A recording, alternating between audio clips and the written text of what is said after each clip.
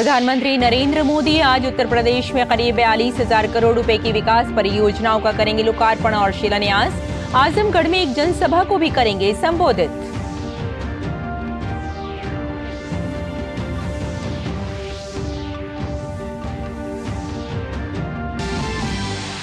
आज मिलेगी छत्तीसगढ़ की महिलाओं को महतारी वंदन योजना की पहली किस्त। प्रधानमंत्री नरेंद्र मोदी वीडियो कॉन्फ्रेंसिंग के जरिए 70 लाख महिलाओं के खाते में पैसे करेंगे ट्रांसफर।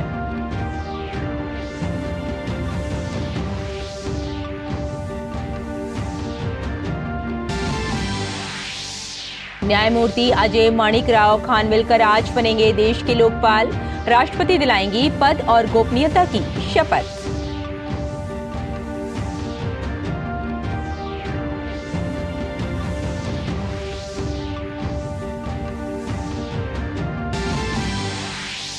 भारत 4 देशों के EFTA ब्लॉक के साथ व्यापार समझौते पर हस्ताक्षर करने के लिए तैयार। अगले 15 साल में भारत में $100 अरब के निवेश का रास्ता होगा साफ।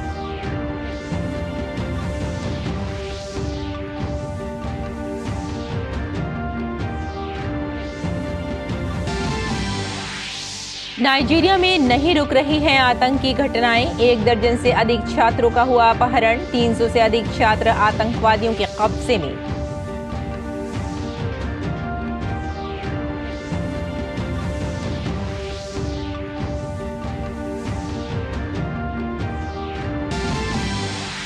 और खेल की खबरों में फ्रेंच ओपन के फाइनल में पहुंची सात्विक और चिराग शेट्टी की जोड़ी। पुरुष युगल के खिताबी मैच में आज जापानी चीनी ताइपे की जोड़ी से होगी भिड़ंत। वहीं पुरुष एकल में लक्ष्य सेन को कांस्य पदक से करना पड़ा संतोष।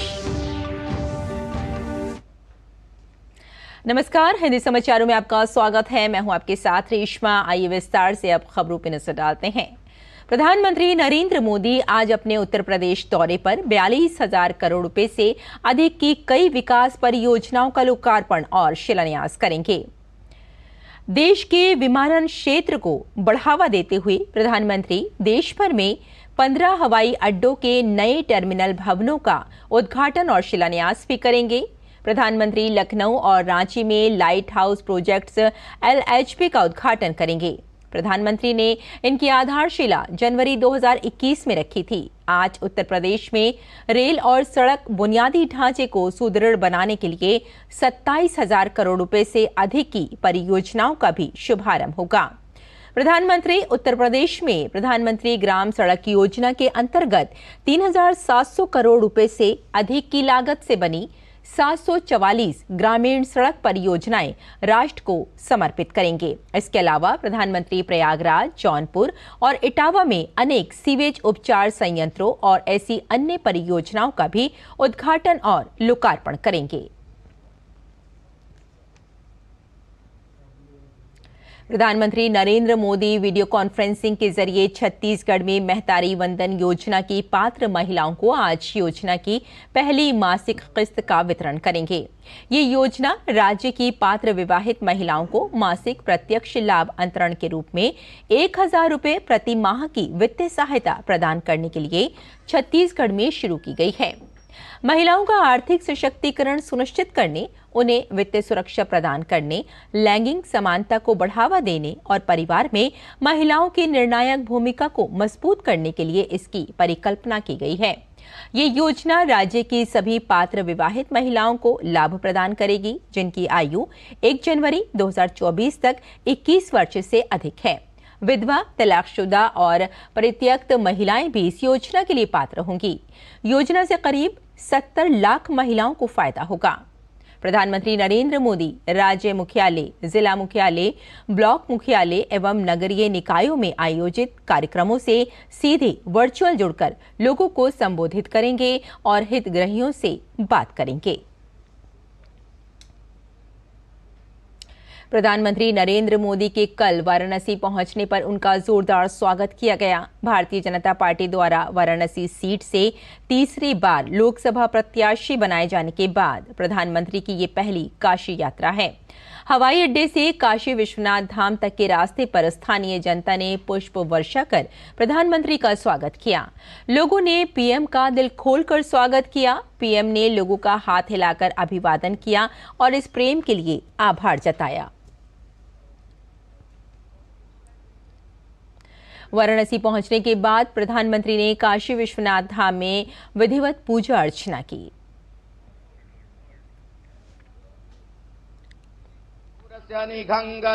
जाते तिर्मेरु समहते वदे धनु तयास्मान् विश्वदस्वमयक्ष्मया परिभुजा परिते धन्वनो स्मान् वृणक्तु विश्वतः अथो यैकुदिस्तवारे अस्मन्निधेहितं मा अवदत्य धनुष्वगुंसत्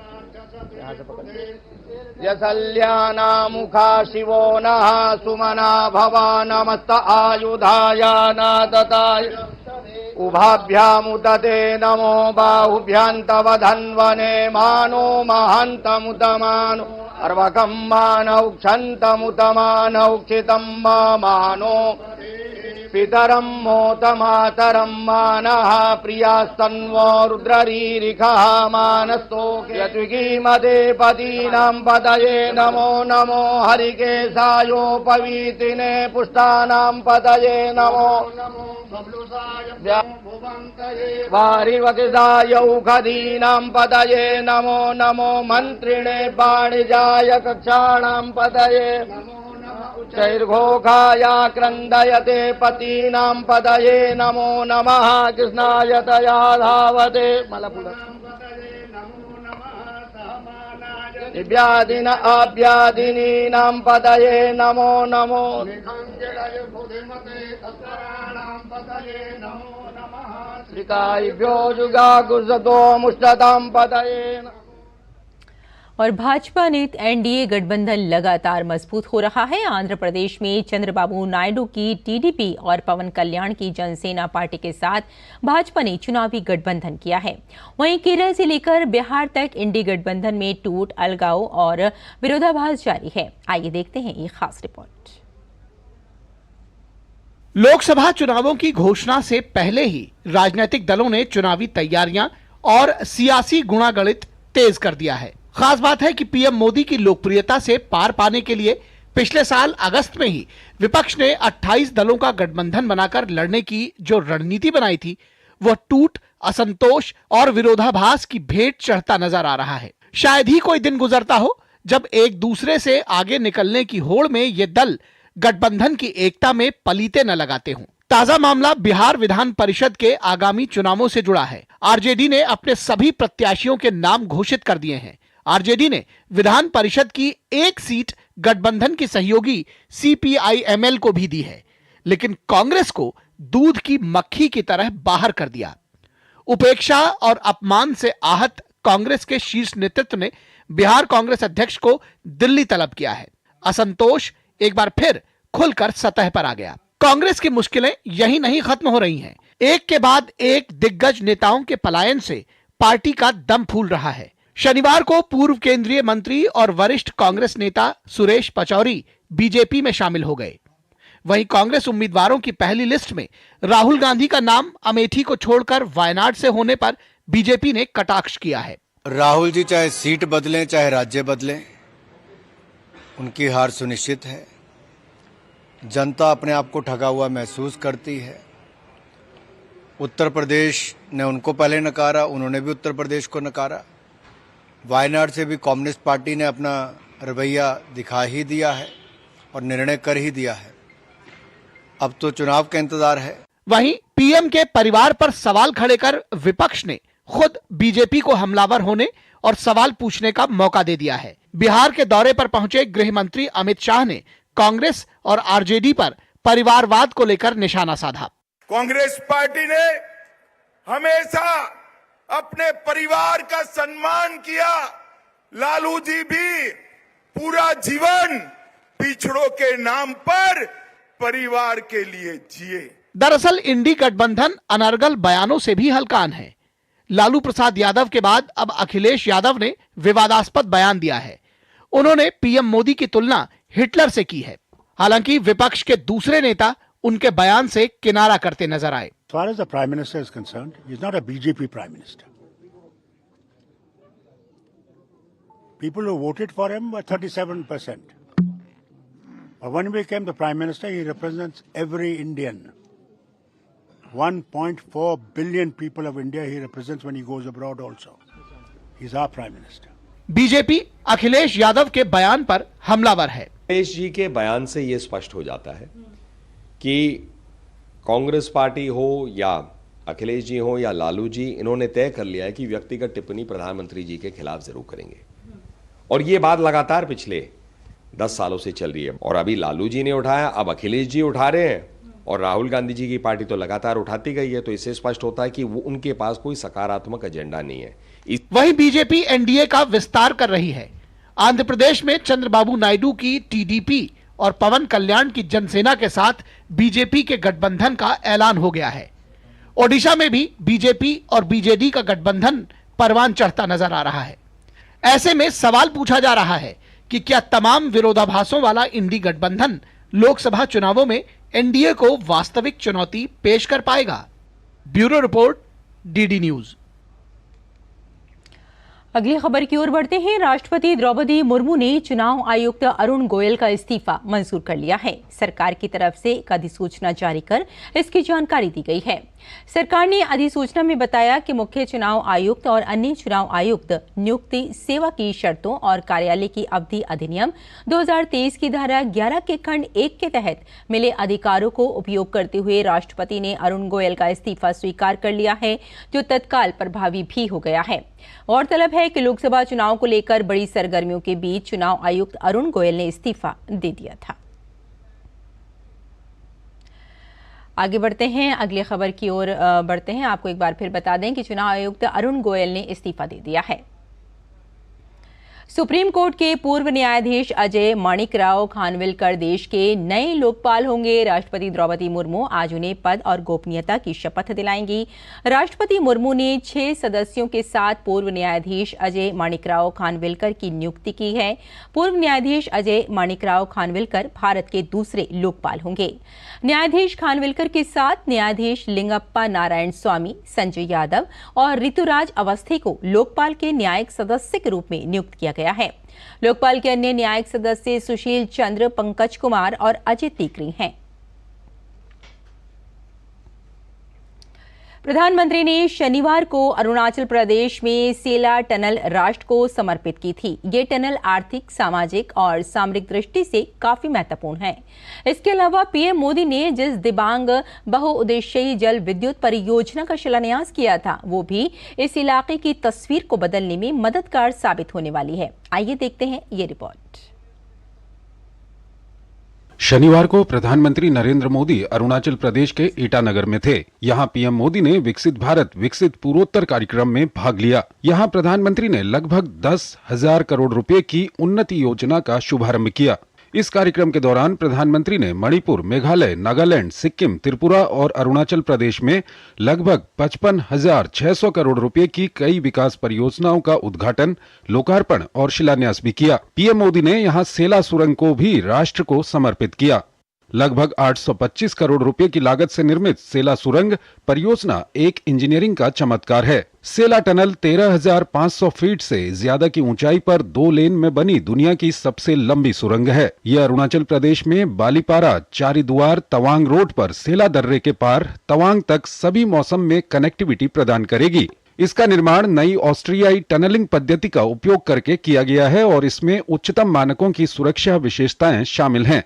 ये परियोजना न केवल क्षेत्र में तेज और अधिक कुशल परिवहन मार्ग प्रदान करेगी, बल्कि देश के लिए रणनीतिक महत्व की भी है।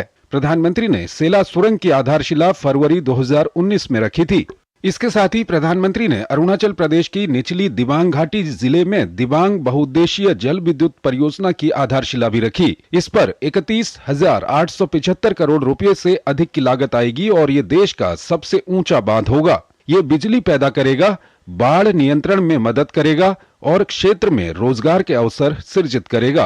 और सामाजिक आर्थिक विकास को बढ़ावा देगा। दिबांग बहुउद्देशीय परियोजना का उद्देश्य भंडारण पर आधारित एक जल विद्युत परियोजना है, जिसका प्राथमिक उद्देश्य बाढ़ नियंत्रण है। इसके बन जाने से असम के कई हिस्सों में बाढ़ को रोकने में मदद मिलेगी। दिबांग बांध स्थल आशुपानी और दिबांग नदियों के संगम से लगभग 1.5 किलोमीटर ऊपर स्थित होगा, जो निचली दिबांग घाटी जिले के जिला मुख्यालय रोइंग से लगभग 43 किलोमीटर दूर है। परियोजना के पूरा होने पर अरुणाचल प्रदेश सरकार को दिबांग जल विद्युत सुविधा से 12% मुफ्त बिजली प्राप्त होगी। Bureau report, DD news. और यहाँ लेते हैं एक छोटा सा ब्रेक, जल्द हाजिर होते हैं। आप देखते रहिए DD news. Tech startup solid था, प्लान था कड़क, करना था समथिंग ग्रेट, पर शुरू से प्रॉब्लम्स ने घेरा यूं कि बिजनेस हुआ अपना लम्बेट। बिजनेस गुरु की जरूरत थी खास, सीधे गए SBI स्टार्टअप ब्रांच पे तो खुल गया success. Startup advisory and support SBI startup branch पे। चुलबुलापन जिसकी हर बात में भूल जाए, मेरी जैसी मेरी अपनी पताका चाय, गजब का स्वाद। मैं क्या जी, सब जानते हैं, जहाँ दिखे मारियो, अपना समझ के खा लियो।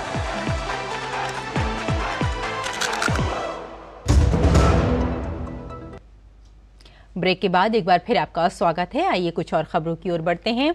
अब खादी के बने परिधानों को डीडी न्यूज और डीडी इंडिया के एंकर्स पहनकर भारत की समृद्ध विरासत और आधुनिकता को एक साथ आगे बढ़ाने का काम करेंगे। डीडी न्यूज को खादी से जोड़ने का प्रयास करीब 1 साल पहले जनवरी 2023 में शुरू किया गया था और इस संबंध में एक सहमति पत्र पर हस्ताक्षर सितंबर 2023 में KVIC और प्रसार भारती के मध्य हुआ था। शनिवार को इस सहमति पत्र के आधार पर खादी इंडिया और डीडी न्यूज के बीच सहयोग का आरंभ हुआ। शनिवार का दिन भारत के लोक प्रसारक प्रसार भारती और खादी इंडिया के लिए बहुत ही खास रहा। नई दिल्ली स्थित प्रसार भारती सचिवालय में खादी फॉर नेशन और खादी फॉर फैशन की भावना को मजबूती प्रदान करते हुए दोनों संस्थान एक साथ आए। दोनों के बीच सहयोग के बाद से अब खादी से बने परिधानों को डीडी न्यूज और डीडी इंडिया के एंकर्स पहनकर भारत की समृद्ध विरासत और आधुनिकता को एक साथ आगे बढ़ाने का काम करेंगे। कार्यक्रम में तमाम गणमान्य अतिथियों के साथ साथ KVIC के चेयरमैन मनोज कुमार और प्रसार भारती के CEO गौरव द्विवेदी भी मौजूद थे। कार्यक्रम को संबोधित करते हुए KVIC के चेयरमैन मनोज कुमार ने कहा कि दूरदर्शन और खादी इंडिया की इस पहल से उन लोगों को भी संदेश जाएगा जो खादी नहीं पहनना चाहते। दूरदर्शन और खादी इंडिया की ये पहल, मुझे लगता है संचार क्रांति में जितने लोग अपने आप को मठाधीश करके बैठे हैं, उनको यहाँ से सीखना चाहिए कि हमारी खादी को अगर वास्तव में आगे बढ़ाना है, उसको आगे लेके जाना है, हमारे युवाओं के लिए फैशन स्टेटमेंट बनाना है और ग्रामीण भारत में दूर दराज पे बैठी कोई मेरी माँ, कोई मेरी बहन पूरे परिश्रम के साथ जब इस धागे को बनाती है, इस खादी को बनाती है, तो उसके पसीने की महक, उससे बना हुआ उत्पाद अगर हमारे एंकर यहाँ पहनेंगे तो उसकी गूंज सिर्फ यहाँ नहीं, उन तक भी पहुंचेगी जो खादी को अपनाना नहीं चाहते। KVIC के चेयरमैन मनोज कुमार ने डीडी न्यूज की तारीफ की और कहा कि प्रधानमंत्री नरेंद्र मोदी के नेतृत्व में खादी की यात्रा को और आगे ले जाना है। खादी को अपनाना है, हमें स्वदेशी को अपनाना है, खादी खरीदनी है, खादी पहननी है। मुझे लगता है इस मंत्र को आज दूरदर्शन के माध्यम से जब सब लोगों के बीच में ये विचार जाएगा कि हाँ देखिए, दूरदर्शन पे जो एंकर बैठे हैं वो हमारी भव्य और दिव्य खादी को पहन के बैठे हैं, तो ये विचार, क्योंकि दूरदर्शन पे जो भी खबरें होती हैं आप लोग तो जानते हैं ना, और शायद हम सब ने बचपन से देखा है कि वो सच्चाई के साथ होती है। आप लोगों का नया रंग रूप, आपका ये बदलता हुआ पूरा इंफ्रास्ट्रक्चर, आपका बदलता हुआ टीवी के ऊपर नया नया रूप, आपके क्रिएटिव मैं देखता हूँ आप लोगों के आपने पूरा तंत्र बिल्कुल बदल के रख दिया है। एक ऐसी टीम जिसके साथ हमारी टीम को भी काम करने का सौभाग्य मिला, मैं आप सब लोगों का आभारी हूँ। हमें माननीय प्रधानमंत्री जी के यशस्वी नेतृत्व में इस यात्रा को, ये सुखद यात्रा को हमें और आगे तक लेके जाना है। कार्यक्रम को संबोधित करते हुए प्रसार भारती के सीईओ गौरव द्विवेदी ने कहा कि प्रधानमंत्री के विकास और विरासत के विजन को ये पहल और आगे ले जाएगी। प्रधानमंत्री जी ने विकास भी और विरासत भी दो इस तरीके से प्रस्तुत किया है। कई बार उन्होंने ये बात कही है और आई थिंक आज का जो ये हमारा कार्यक्रम है ये बिल्कुल पूरी तरीके से उस विकास और विरासत को साथ लेकर के चलने वाली एक बात है। तो इस पूरे काम में जो भी हमारे सभी साथी जुड़े रहे हैं, मैं उन सब के लिए भी आभार व्यक्त करता हूं और मुझे पूरा विश्वास है कि आने वाले दिनों में जो हमारे दर्शक हैं और जो हमारे दीगर मीडिया हैं, उन लोगों के माध्यम से जो खादी की समृद्ध विरासत है उसके नए नए स्वरूप हम अपने दर्शकों को दिखा सकेंगे। डीडी न्यूज को खादी से जोड़ने का प्रयास करीब 1 साल पहले जनवरी 2023 में शुरू किया गया, जब इस संबंध में एक सहमति पत्र पर हस्ताक्षर सितंबर 2023 में केवीआईसी और प्रसार भारती के बीच हुआ। शनिवार को उस सहमति पत्र के आधार पर खादी इंडिया और डीडी न्यूज के बीच सहयोग का आरंभ हुआ, जिसमें डीडी न्यूज और डीडी इंडिया के एंकर्स खादी परिधानों का प्रयोग करेंगे। खादी में जिस तरह से शिल्प कौशल का प्रयोग करके फैब्रिक को एक आर्ट का मूर्त रूप दिया जाता है, उसी तरह दूरदर्शन एक लोक प्रसारक के रूप में अपने सभी मीडिया प्लेटफॉर्म्स का प्रयोग करके हमारे देश की सांस्कृतिक विरासत और साझा अनुभवों को एक सूत्र में पिरोने का काम करता है। दिव्येंदु मंडल के साथ ब्यूरो रिपोर्ट, डीडी न्यूज। और भारतीय संस्कृति से उपजा योग एक प्राचीन प्रथा है जो किसी भी व्यक्ति के मानसिक और सामाजिक अस्तित्व को बढ़ावा देने के साथ साथ तन और मन को संतुलित करने के लिए जानी जाती है। प्रधानमंत्री नरेंद्र मोदी की अंतर्राष्ट्रीय योग दिवस की पहल के बाद से पिछले 10 वर्षों में दुनिया के तमाम देशों का योग के प्रति झुकाव देखने को मिल रहा है।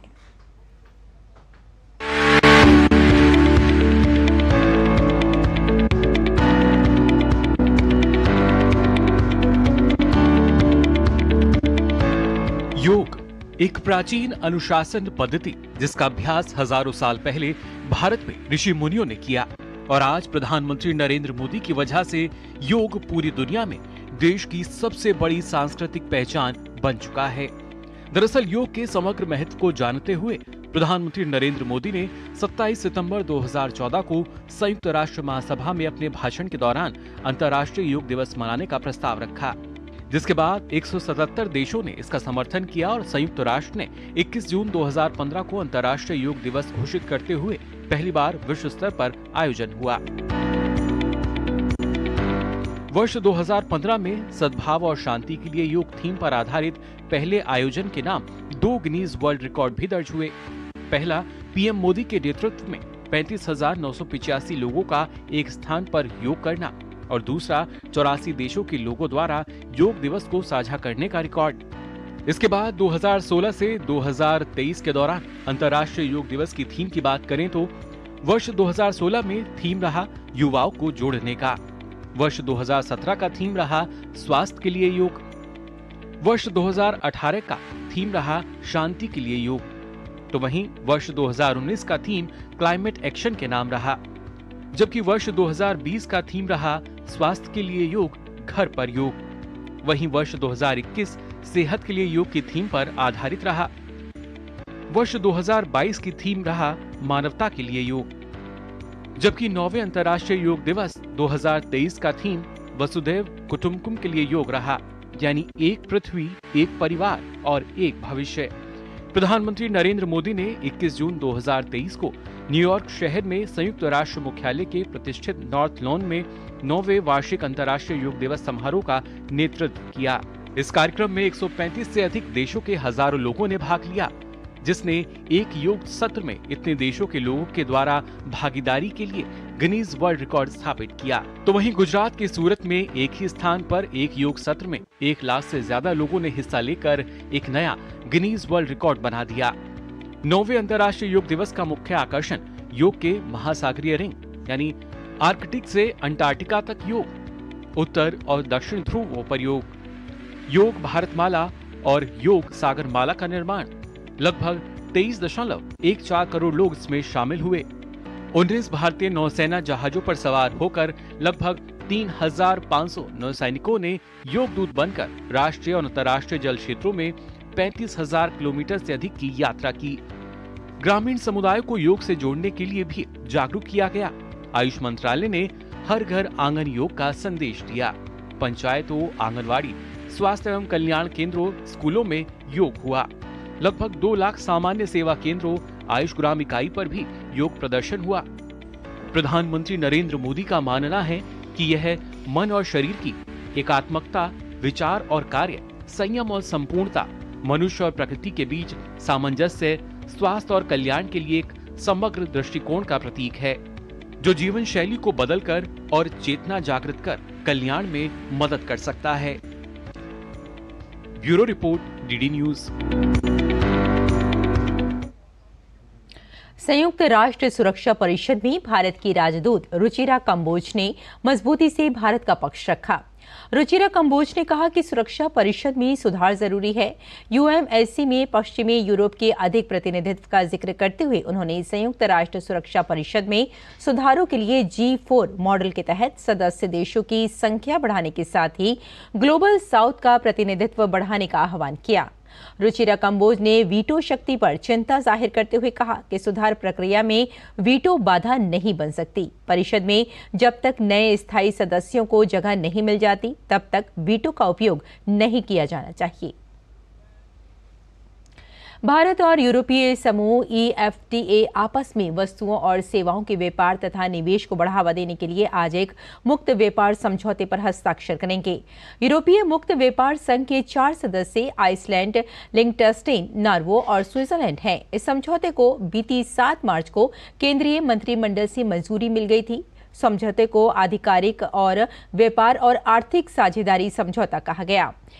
FTA के इतिहास में पहली बार EFTA से भारत में लक्ष्य उन्मुख निवेश को बढ़ावा देने और रोजगार सृजन के बारे में एक कानूनी प्रतिबद्धता को समझौते में शामिल किए जाने की उम्मीद है। और भारत के चिराग शेट्टी और सात्विक साईराज रंकीरेड्डी की जोड़ी ने फ्रेंच ओपन बैडमिंटन टूर्नामेंट के फाइनल में प्रवेश कर लिया है।